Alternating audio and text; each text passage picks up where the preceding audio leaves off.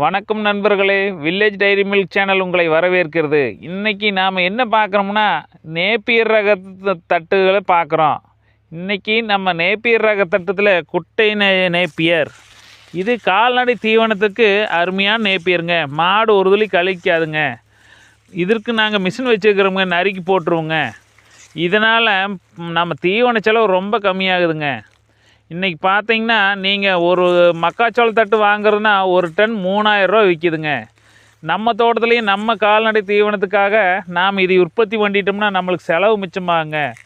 பாலும் அப்படித்தானுங்க, நல்ல தரமாக வருதுங்க. ஒவ்வொரு லிட்டர் ஒன்று கொழுப்புச்சத்து இதர சத்தெல்லாம் அதிகமாக இருக்கிறதுனால நல்ல விலைக்கு போகுதுங்க. ஒரு லிட்டர் பால் 40 ரூபாய்க்கு ஊற்றுறோங்க, ஆவின் பாலில். இதனால் நம்ம கால்நடைகளும் நல்லா இருக்குதுங்க, நாம் எந்த தொந்தரவும் இல்லைங்க. இதுலேயும் இன்னொரு ரகம் இருக்குதுங்க, சிவப்பு ரெட் நேப்பியர், அதுவும் வச்சுருக்குறோங்க. அது இதிலோட பெஸ்ட்டானதுங்க. இங்கே பாருங்கள், இது ரெட் நேப்பியருங்க.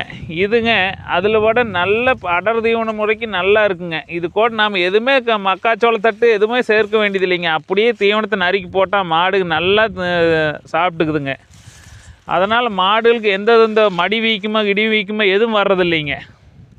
இதனால் என்னங்கன்னா, நீங்கள் உங்கள் தோட்டத்தில் இது மாதிரி பயிர் பண்ணி கால்நடைகளுக்கு கொடுத்தீங்கன்னா உங்களுக்கு நல்ல வசதியாக இருக்குங்க. எந்த தீவன செலவு ரொம்ப கம்மியாகுதுங்க. இதில் பார்த்திங்கன்னா, நாங்கள் 5 மாட்டுக்கு அரை ஏக்கரா தான் வச்சுக்கிறோம். நாங்கள் தீவனமே வாங்குறது இல்லைங்க. இது ரெட் நேப்பியருங்க. இது நல்ல ரகங்க. என்னங்க, இது ரெட் நேப் கொஞ்சம் அறுக்கிறது இல்லைங்க. கொஞ்சம் முளங்கெல்லாம் கம்மியாக இருக்கிறதுனால நல்ல மாடு நல்லா சாப்பிட்டுக்குதுங்க. இதனால் நீங்கள் நல்ல மாடுகளுக்கு நல்லா கொடுக்கறதுனால கறவையும் நல்லா வருதுங்க, மாடு நல்லா ஆரோக்கியமாக இருக்குதுங்க. இதனால் நீங்கள் இந்த ரெட் நேப்பியரும் வச்சு பயன்படுத்திங்கன்னா நல்லா இருக்குங்க. நண்பர்களே, வணக்கம் நண்பர்களே.